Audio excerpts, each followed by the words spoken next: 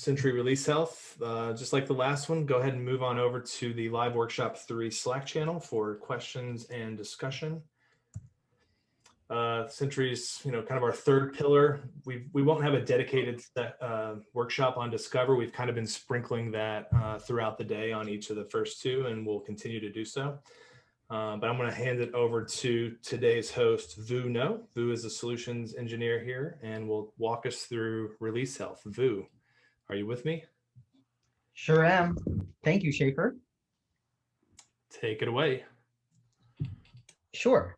So today's agenda for this session is pretty straightforward. We're going to talk about release tracking first, and then how we've expanded release tracking into release health, specifically for mobile, and a little bit more about what the future holds. Let me go ahead and share my screen. Give me 1 second while I mute my notifications.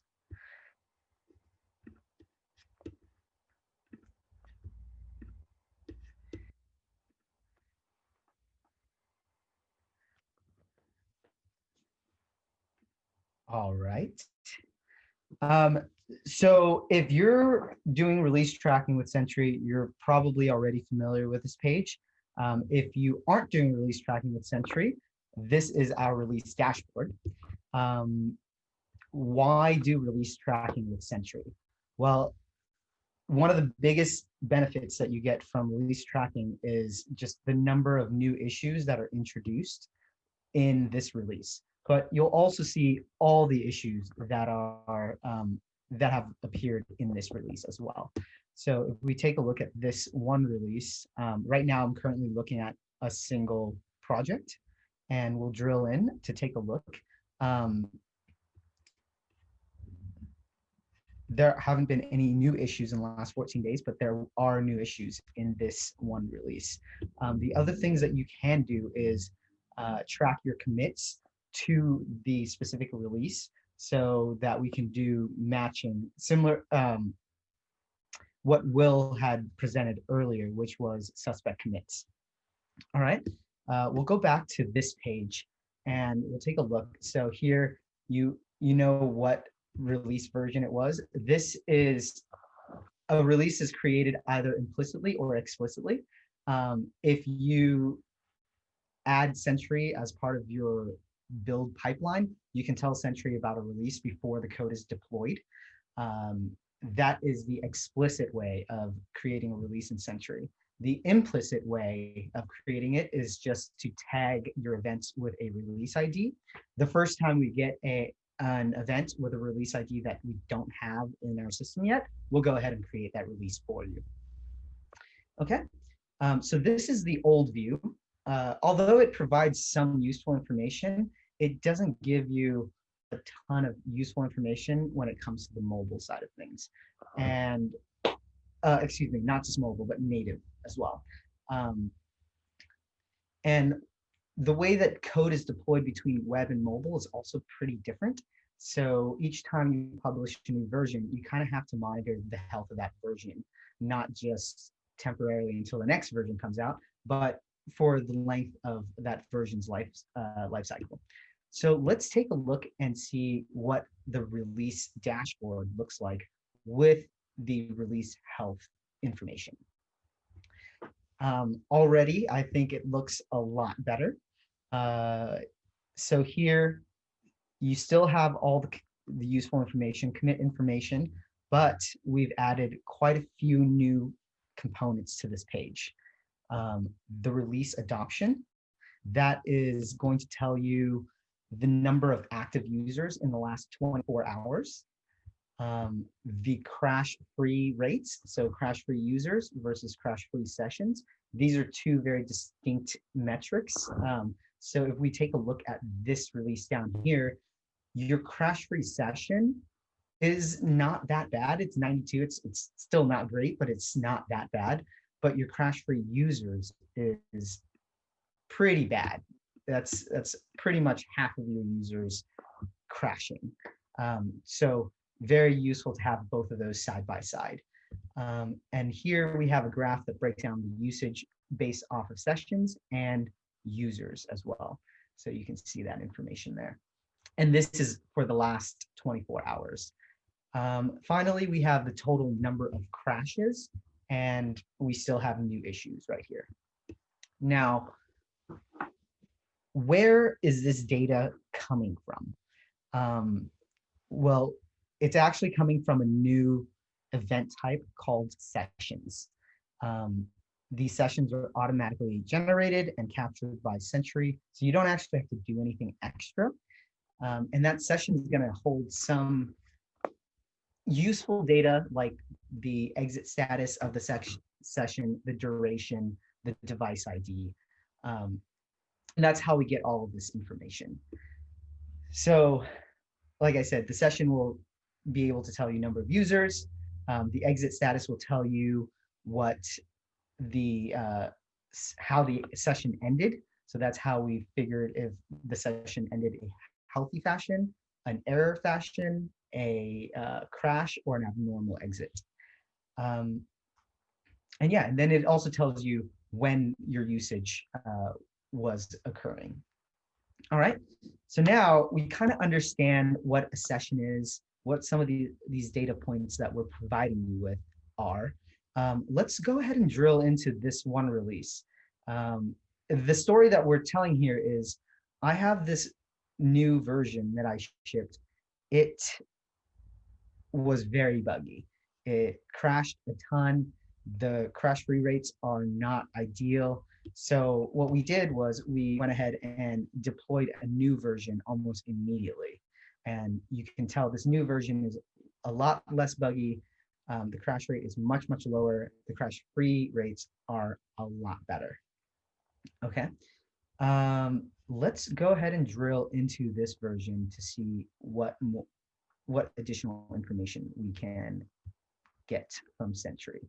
So I personally really like this graph. It gives me a visual representation of the usage and the outcome of each session. So here we're showing you based off of the color, what session ended with an error and which sessions ended with a crash. We did remove this, or we by default do not show the healthy sessions just because it could really throw off the graph here, but you can still do this. Okay. All right. A couple of other ways of visualizing this data is based off of duration,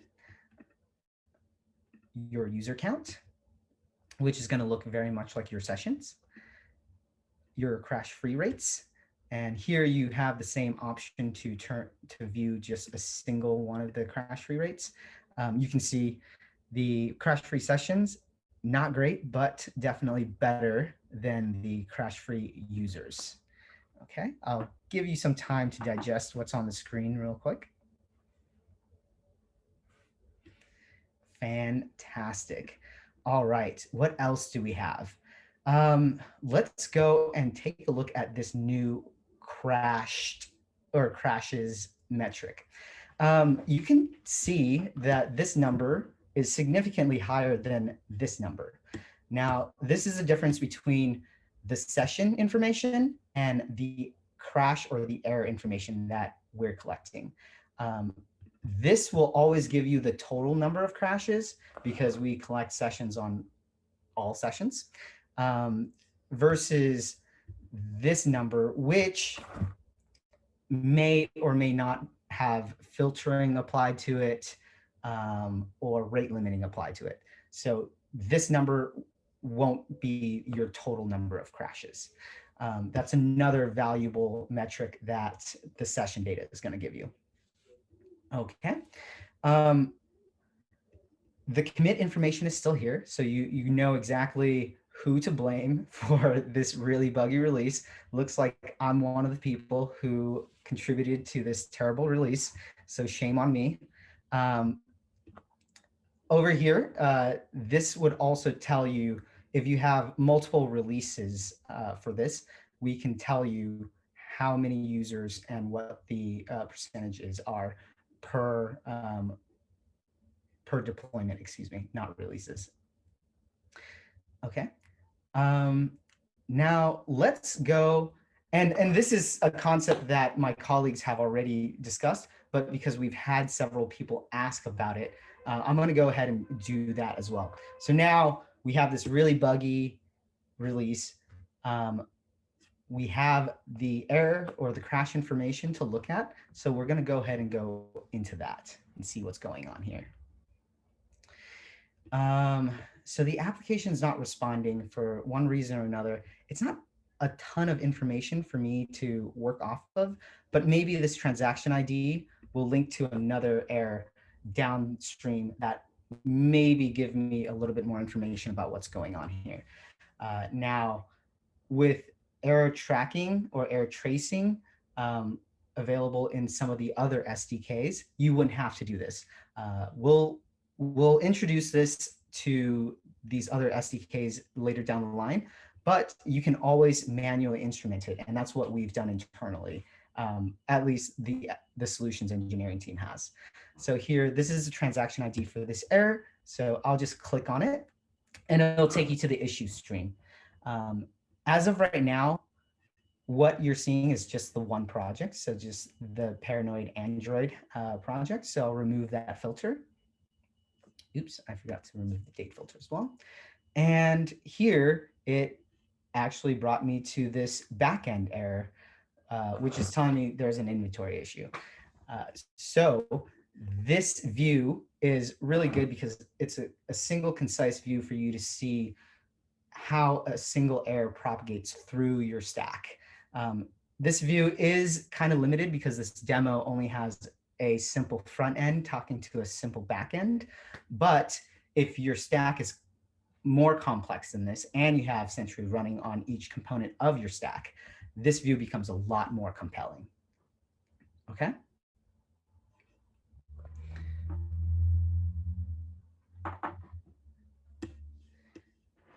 All right, so we'll go back to the release page.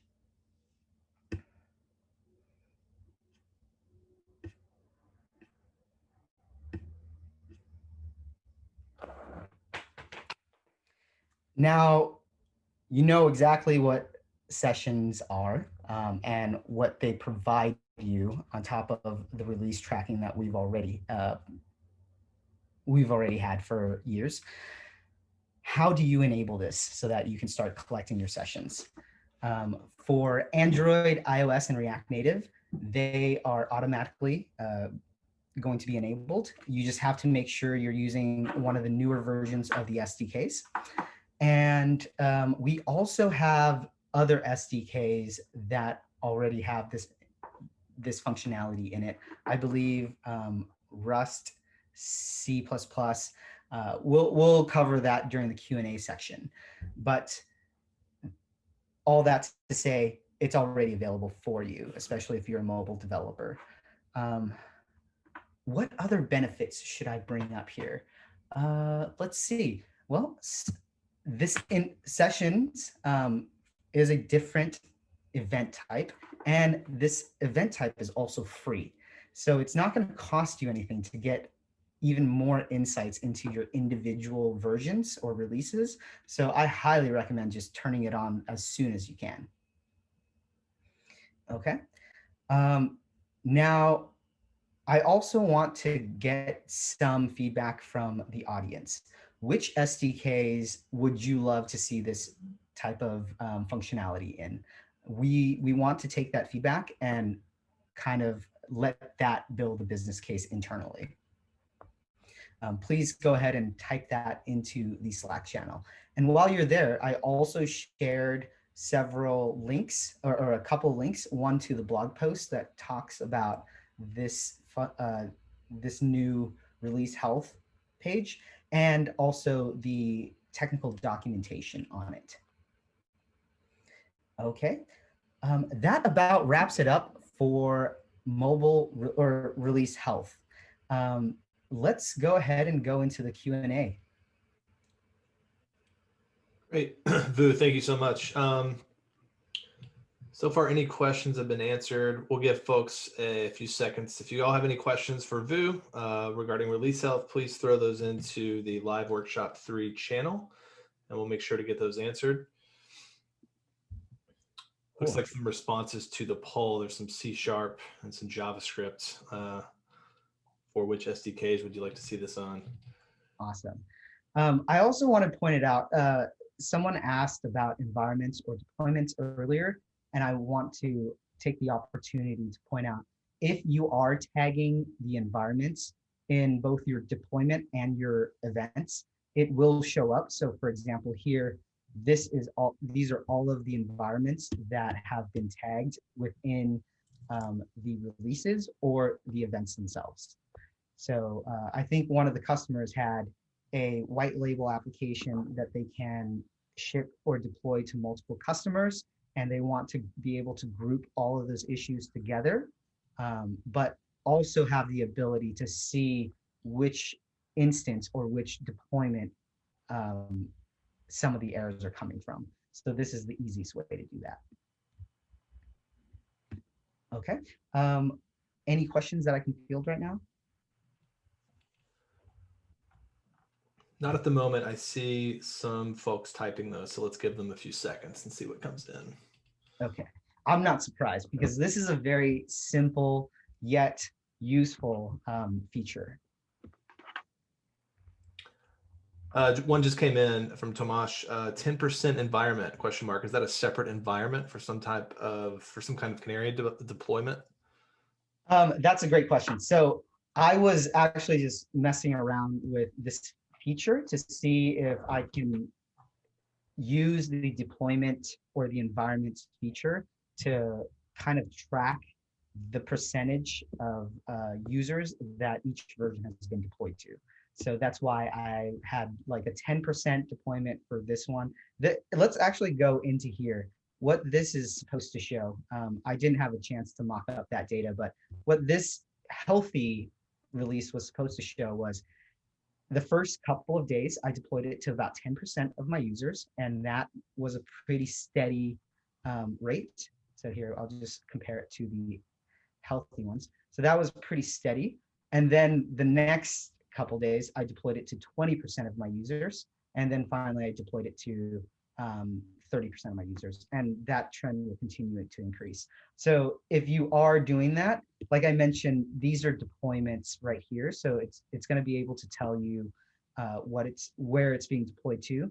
So if you wanted to, instead of saying which environment it's being deployed to, you can, I personally use it to show it's been deployed to 10%, 20%, 30%, etc. of my user base. But great eye, Thomas.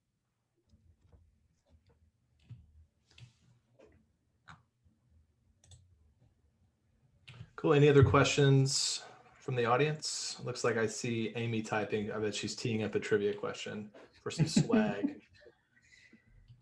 Nice. Meredith's about 10 minutes out or so. So if you have anything else you wanted to like go back and revisit or talk more about any specific, if you want to dive into any alerting, we have time to do that. There's no rush and there's not a ton of questions coming in.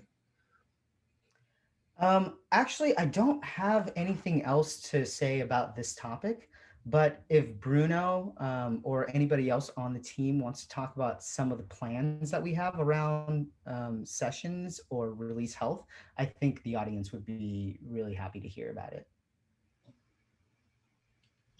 Yeah, one of the things, I don't know if it was mentioned, but one of the things we want to do with release health is more focused on server. So we'll be sending a lot of data for sessions from the server. There's already Python and Django here, but I mean, all the other SDKs like Spring and Java and ASP.NET Core. Yeah, that's something we're definitely adding. And the other thing is there'll be more tags, because today you can kind of, you can see the release health based on, the environment, for example. But one thing we'll be able to add as well is what kind of operating system that I'm having more crashes, right? So that's another feature that is going to be added soon. We're planning on it and it's coming. Awesome. Can we dig into these tags? So operating system, I'm guessing device type will probably be one of those things. Right. What else do we have? Right. So it's like this is what we're adding is being discussed. The fact that this is a free feature also comes with like there's a lot of data that goes into Sentry. Each different tag that you add, of course, incurs into cost. So that we will choose these for something that makes sense. So operating system is something that definitely makes sense. So it's like a no-brainer. But just to go crazy and add a bunch of stuff, that will not be possible, right? So at this point, I don't know the list of what tags we're adding. They're still being researched, but yeah, I think folks are curious. They can also reach out and mention what would be important for them, and we'll definitely take into consideration. Awesome.